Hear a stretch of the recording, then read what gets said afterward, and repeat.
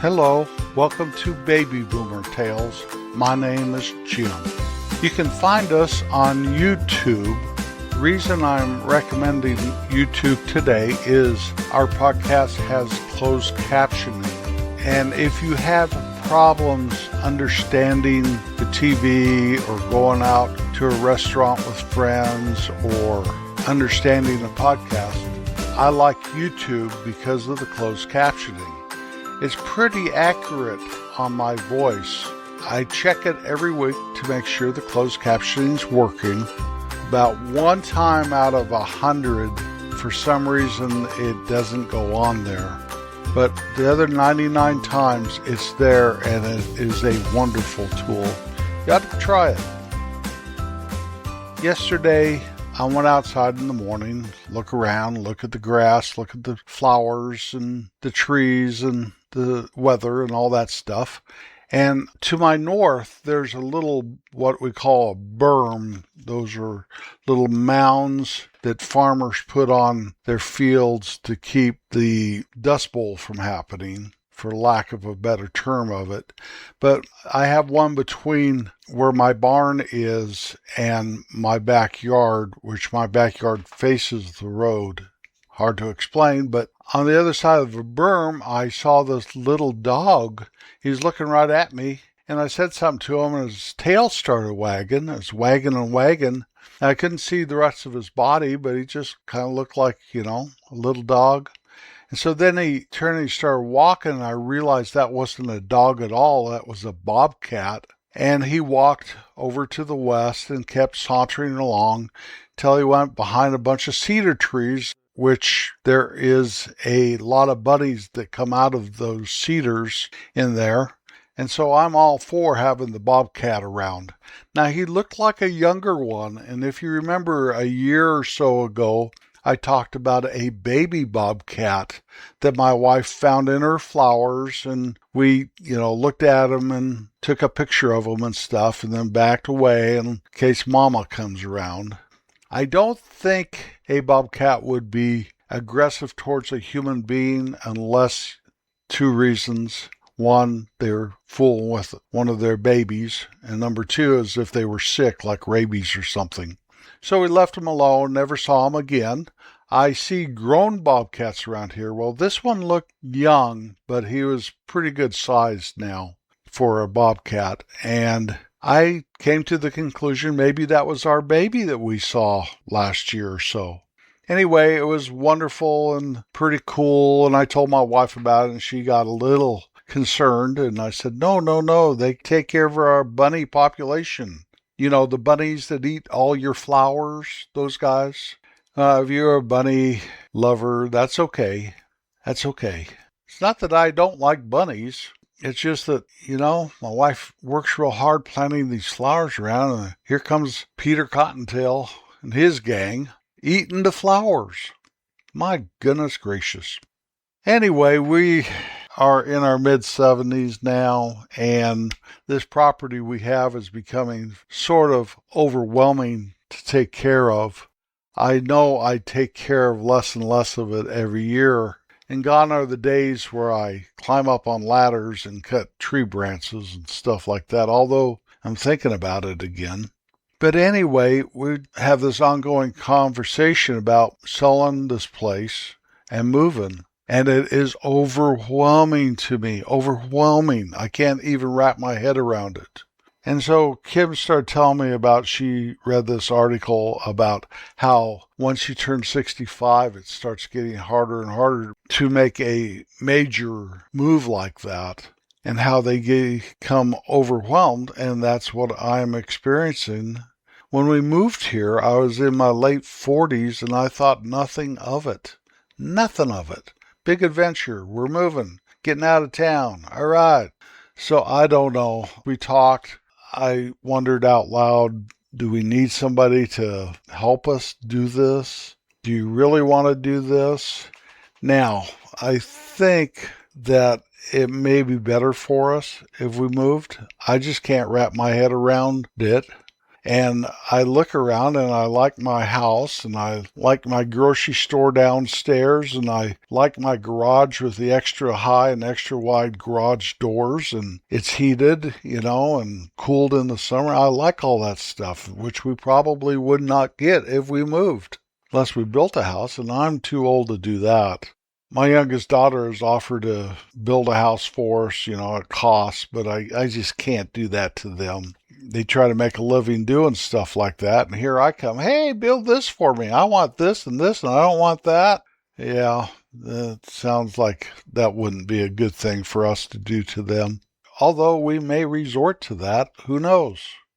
Anyway, I worked and worked yesterday. I came home from Colorado a couple weeks ago, and the ditch between my fence line and the road, the borrow ditch, or whatever you want to call it, it's probably about 10 to 15 feet wide in there, and the grass was waist high. And I have a black locust tree right by my fence that drops all these big thorns. And I've flattened tractor tires before with them. So to mow this ditch, I have to take my hand mower that I do the little backyard up there, to take it 650 feet up to the road, and then mow this probably 60, 70 feet where these black locusts are. And I can't even get anyone to cut the black locusts down because they're right next door to a fiber optic deal in the ditch. And so I do that, and then I have to go and bring my lawnmower, and it's just a lot of work. It looked really nice, though, when I was done. It did. It looked nice. I wish that it just wouldn't grow. But after that, I sprayed for some weeds and stuff, and then I took my weed eater. That's not the brand, but string trimmer, and it's got 2 bicycle handles, and it's heavy duty, and I went and started to trim on my pond because the grass around the water line right there is quite high. And when I was done, I thought, I'm getting too old for this. I know I talk about this every once in a while. I'll probably have for years. Oh well, I can do it. I can do all things. But do I enjoy it as much as I used to? Well, it is good exercise for me. My doc says it's good exercise. Now for our top 10 of 1973. That's the top 10 rated songs for the entire year of 1973. Number 10, Half Breed by Cher. Number 9, by Stories, Brother Louie. Number 8, My Love, Paul McCartney and Wings. Number 7, Killing Me Softly with his song, Roberta Flack. Number 6, Crocodile Rock, Elton John. Number 5, by Diana Ross, Touch Me in the Morning. Number 4, Bad Bad Leroy Brown, Jim Croce. Number 3, You're So Vain, Carly Simon. Number 2, Tie a Yellow Ribbon Round the Old Oak Tree, Tony Orlando and Dawn. And the number 1 song for 1973 by Marvin Gaye, Let's Get It On.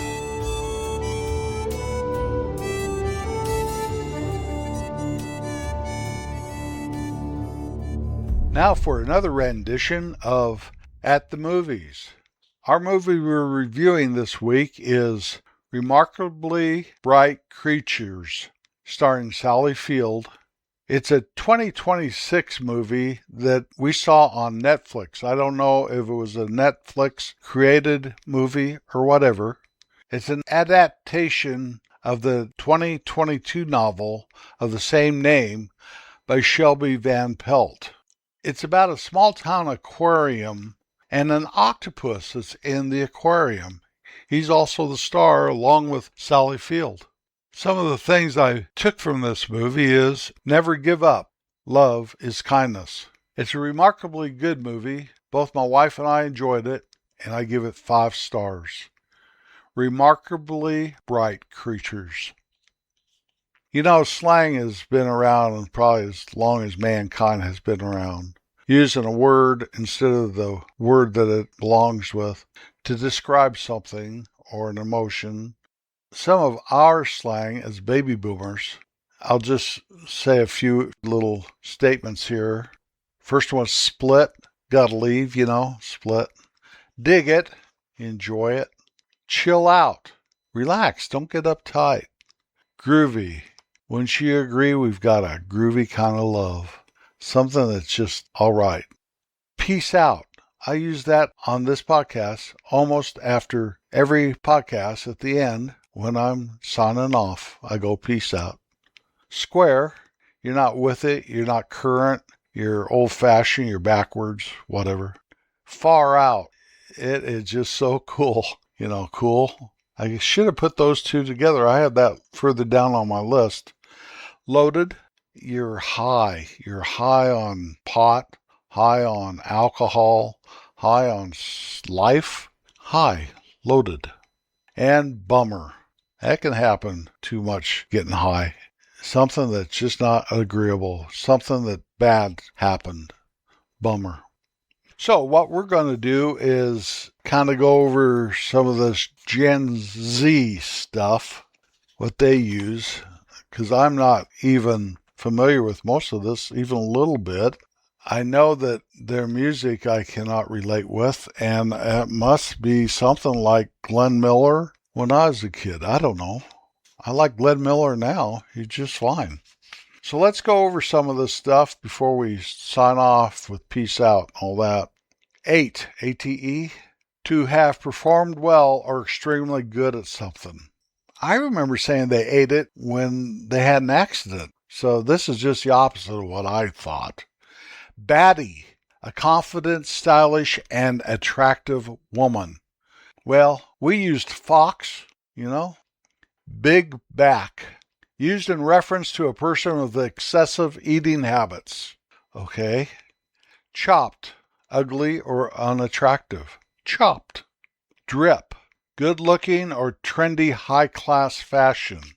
I think I remember referring to someone as a drip, like in a derogatory remark, possibly. Lit, remarkable, interesting, fun, or amusing. Lit, there again, that could go along with they were high, I thought. Main character, or MC, someone who is or wants to be the star of their life.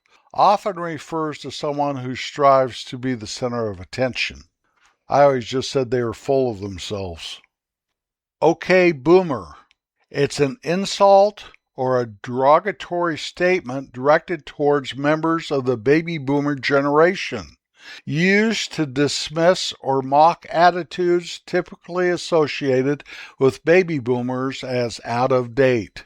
We're out of date? We might not be with them, but this is what I think. In fact, I know it for a fact. Baby boomers are cool. I don't care what they say. Okay, boomer? Gosh. Anyway, let me rant for a second. Here's one. Out of pocket. To act or say something crazy, wild, unexpected, or extreme, sometimes to an extent that is considered too far or unbelievable. Out of pocket. Sheesh. To praise someone when they're doing something good. I remember using sheesh. I think I still do this as like, what? Whoa. Sheesh. 6, 7. Should I say any more? Nobody even knows what it means. 6, 7. Slaps. Used to refer to something that is perceived to be good, particularly used when referring to music. Slaps. T. Secret information or rumors. That's TEA, not the letter T, but TEA, although they just use letters like MC, main character. T. Secret information or rumors. And the last one, Zaza Za. It's a drug slang for cannabis. So I guess we don't say doober or joint or any of that stuff anymore. Anyway, I hope they enjoy vaping. I didn't mean that. I don't want to be mean. It's just that I don't understand their slang. I know my parents did not understand mine, so whatever. It's okay.